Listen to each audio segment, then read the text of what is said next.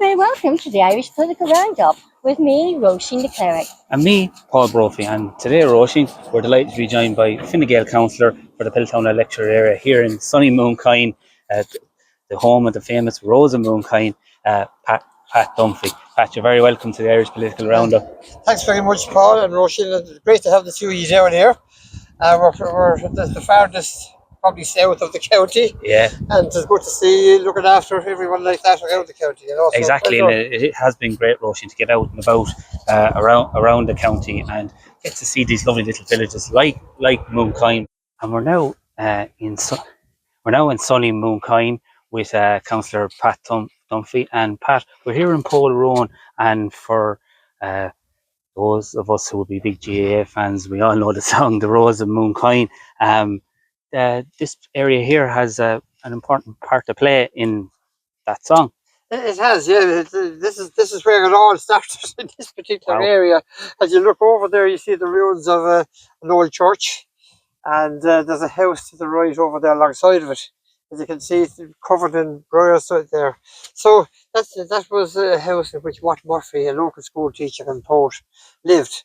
Okay. And his girlfriend was the rector's daughter in the church just alongside it. They often went strolling around the place, and they were going out with one another in the modern day language. Anyway, the rector didn't like this going on at the time. This was probably around the middle of the 19th century, 1850s, 40s, 50s, around that time. Okay, you're nearly in famine times. Yeah, around that. Anyway, at that particular time. But the rector didn't like it going on, so there was only one thing for him. He was going to go back to England and leave the place and bring Elizabeth, his daughter. Elizabeth was known as Molly, and brought her off anyway. And the poor Watty Murphy was left without anybody. But he put pen to paper anyway, and came up with the Rose of Mooncoin. He wrote it at that time because of what happened. You know, and everything happened here. That's his house. That was the church, and the rector, and also where the rector lived. And down to my right, you're sure just a few 100 yards of the Suir. Yeah, the River Suir. So the banks of the Suir that flows down by Mooncoin, it all took place there. Yeah, absolutely. And as I said, it's a song that we know here in Kilkenny when we've won All Ireland. That's the song that we sing. We haven't sung it. I'd like to sing it soon again. in a while, but no, it is amazing to actually, you know, as I said, you hear these things, you hear these songs, but to actually see where it actually all originated from, you know, it is fascinating. I think it's lovely to hear the story behind the song. Yeah, a very simple story. Yeah, a very common story, I suppose. But when Watt went one step further than others when that might happen, he put pen to paper, and he was a poet as well as a teacher. So. And he didn't follow her over to England, no? No. Wouldn't have been left at that time, you know, around the mid 1850s or that. Yeah. I'd say he'd have a job to get over. Yeah. The rector, Elizabeth's father didn't want any more of it anyway. head for England. Yeah. She shipped off. Shipped off. That's it, yeah. And Mooncoin here, Pat, it is a very historic place as well. There's a lot of history in around this area. Even said during the Civil War, there would have been a lot of activity down here as well. I think there was a lot of activity every place at that time. But even over the years, there's a lot of history in every place as well. Yeah. Half of it we don't know, but like if you go into every parish, I'd say you'll find things going back to the past that maybe people don't think about as much now. The names of places, the names of the villages, the holy wells, the names on fields even, which signify what was going on in that area. Like I know one Gurteen the Scolla. Okay. And there's no school there, but there's supposed to have been a monastery there, and yet that name signifies there was something there. And that's all of those are never too far from the river. But you have Cllr Castle, you have Granny Castle, you have huge history around this particular place. And in Mooncoin, would you have a historical society or groups that you know that? There's not, but there anybody interested. You have the South Kilkenny Historical Society, and they do a lot of different talks, like in Mullavat and different places, and that would include Mooncoin and other areas as well.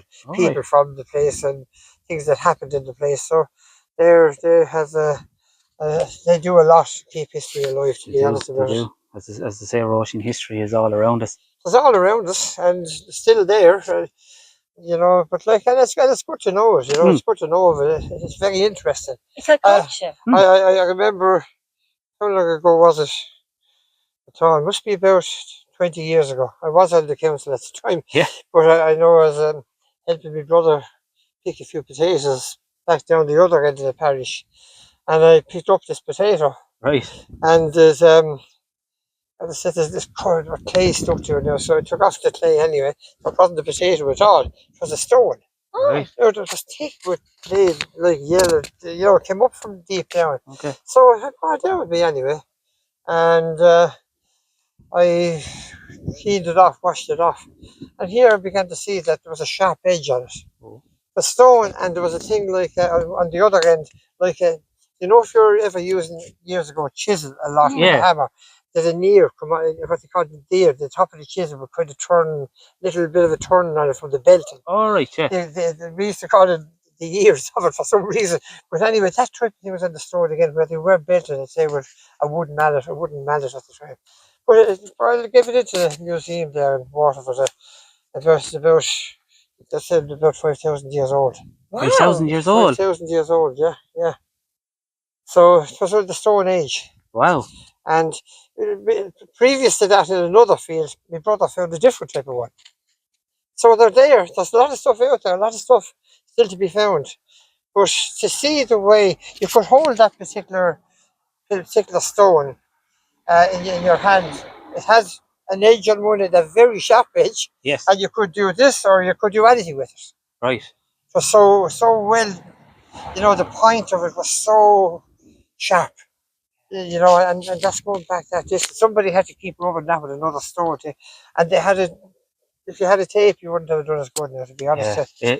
It's amazing to think, like 5,000 years ago, how and that was still, advanced we were at the time. That was still in the field and covered by this big, thick amount of clay that, you know, kind of scraped it off and then gave it a wash, to be honest, and it was absolutely brilliant. Oh, it's fascinating. So that's the story of how the Rose of Mooncoin, how the song came about. And Roisin, we're going to head down now in a little bit. We're going to have a look at the beautiful river shore there, and we're going to have a chat about all things fishing and water. Yeah. Yes, and so we'll see you there in a minute. We'll see you there in a minute. And so we'd like to say thank you for all the viewers and listeners for tuning in to the Irish Political Roundup and watching and listening to this video. Yep. Thank you. Oh yeah.